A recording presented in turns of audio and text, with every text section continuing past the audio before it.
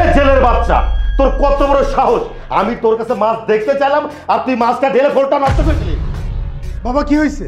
কি আর হবে, এই জেলের বাচ্চা মাছটা ঢেলে পুরো নষ্ট করে দিয়েছে একেবারে।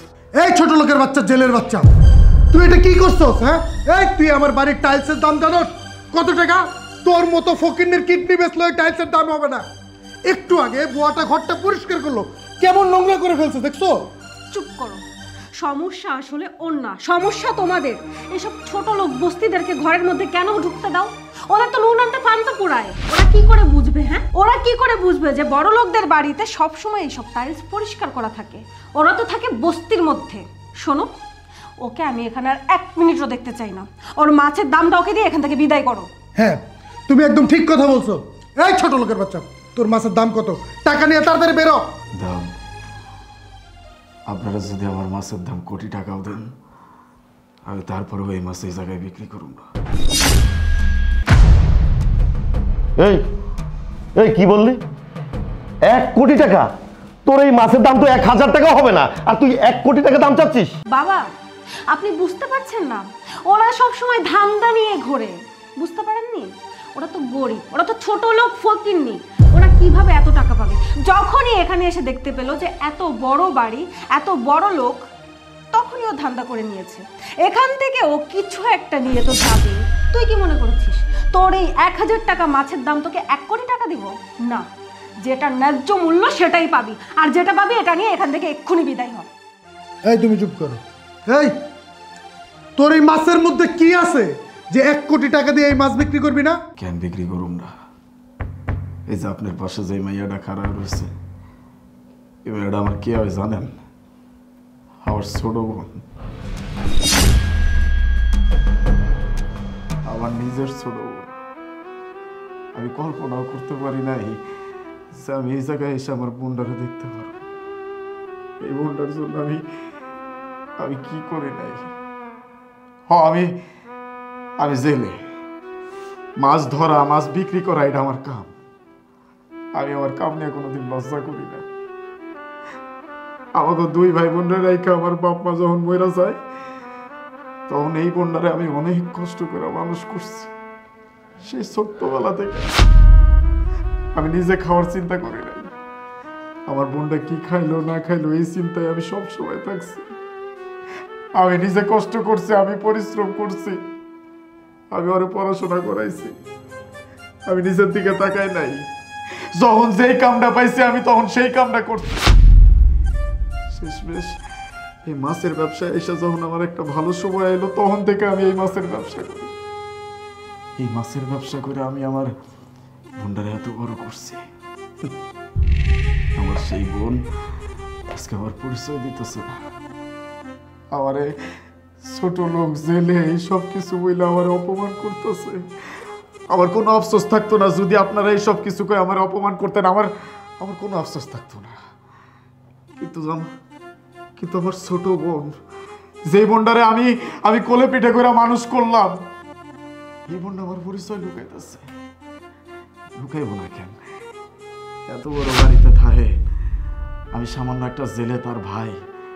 এটা যদি আপনারা জানতে পারেন তাইলে তো আমার বোনের মান সম্মান থাকবো না। আপনারা জানেন, ও আমারে কইছিল ওই ঢাকা শহরে এসে বড় ভার্সিটিতে পড়াশোনা করব। আমি যে কেমনে টাকা পয়সা জোগাড় করে আমার বোনটারে পড়াশোনা করাইছি, আমি ওরে ভার্সিটিতেও ভর্তি করাইছি। প্রথম 2-3 মাস পর একবার বাড়িতে গেল, তারপরে যে এই ঢাকা শহরে ফেরত আইলো, আর কোনোদিন আমার বাড়িতে গেল না। কত খোঁজাখুঁজি করছি। আমি খালি ভাবছি আমার বোনটা সেই জায়গায় থাকুক, আল্লাহ ওরে ভালো রাখুক। আজকে যে আমার বোনটারে আমি এমনি দেখুন, এটা আমি কল্পনা করতে পারি নাই। আমি খুব খুশি হয়েছিলাম। ওর মুখটা দেখা মনে হয়েছিল যে এতদিন পর আমি আমার বোনের মুখটা দেখছি। আমি অনেক খুশি হয়েছিলাম। কিন্তু যখন আমার বোনটা আমার পরিচয় গোপন করলো, আমারে ছোট লোক ছেলে বলে অপমান করলো, আমি নিতে পারি নাই। আপনাকে কারো কোনো কথা আমার কানের ভিতরে যায় নাই। আমার বোনটা যখন আমার অপমান করছে, আমার অস্বীকার করছে, এই জায়গাটা পুরো ভাঙ্গে চুরমার হয়ে গেছে। আমি বিক্রি করব না। আপনাকে বাড়িতে আমি এই মাছ বিক্রি করব না। মমিতা, ও কি বলছে? ও কি তোমার ভাই? তুমি বলছো? ও আমার ভাই হতে যাবে কেন? আমি কত ভালো ফ্যামিলির মেয়ে, ওর মতো ছোট লেখা একটা ফকিন্নি জেলের বাচ্চা ও কি করে আমার ভাই হয়? আমি আবারও বলছি, তুমি সত্যি করে বলো, ও কি তোমার ভাই? আরে তুমি একটা কথা কেন বুঝতে পারছো না? ও আমার ভাই হতে যাবে কেন?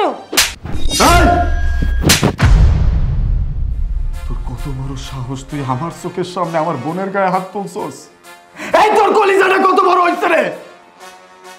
আমার সেই বোনের গায়ে আমি কোনোদিন একটা ফুলের টোকা দেই নাই, তুই সেই বোনের গায়ে হাত তুলছস? আমি যে তোর এই জায়গায় জানি মাইরা পালাই নাই, আমি যে তোর এই জায়গায় জ্যান্ত পুইতা পালাই নাই, এটা তোর বাপের ভাগ্য।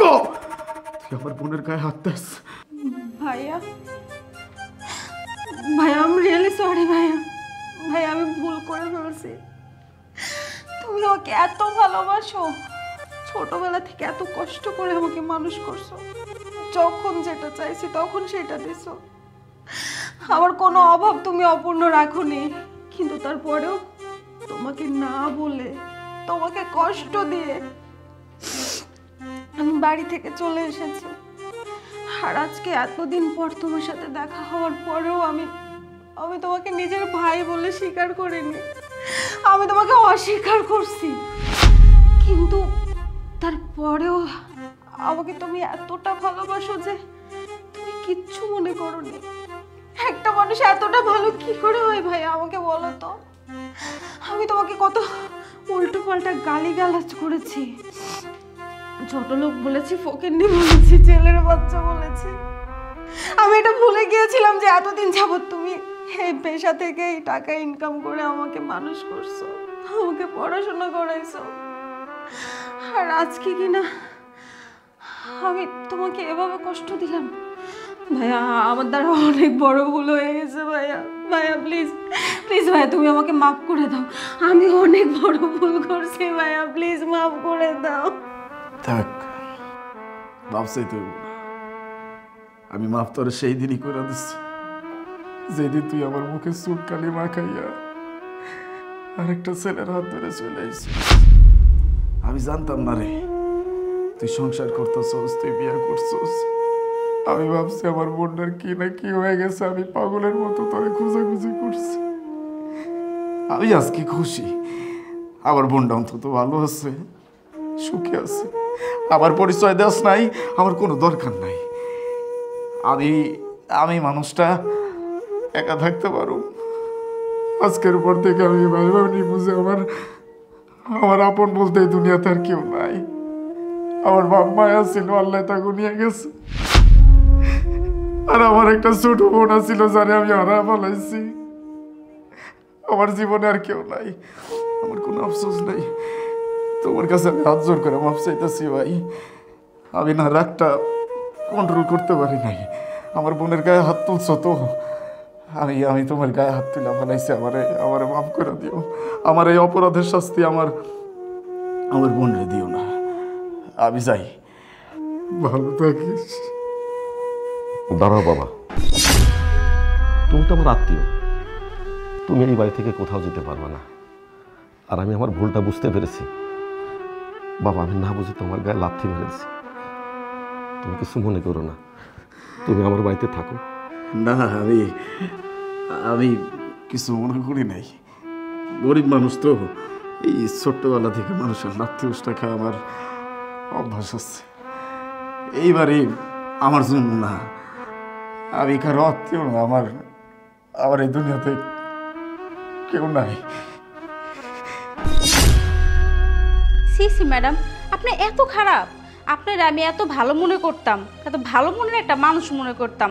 আর আপনার মন নাকি এত ছোট, যে ভাই আপনার এত কষ্ট করে মানুষ করছে, আপনার নাকি টাকার লোভে সাহেবের সাথে ভাইকে আসছেন এই ভাইয়ের মুখে চুনকালি দিয়া। সিসি ম্যাডাম, সি, আপনার এত ভালো মনের মানুষ আমি মনে করছি, আর আপনার মন এত নোংরা। ছি, আজকে যদি আমার এমন একটা ভাই থাকতো, আমি আমার মাথায় তুলে রাখতাম। আমি ভাবতাম আমার পুরো ফ্যামিলি আছে আমার সাথে। সেই ছোট থেকে সাহেবরা আমার এইখানে আনছে, আমি এই বাসায় কাজ করি, তাদেরকে আমার ফ্যামিলি মনে করি। আর আপনার মন কিনা এত নোংরা। সি ম্যাডাম, আপনার ম্যাডাম বলে পরিচিত তো আমার ঘৃণা লাগতেছে। ছি।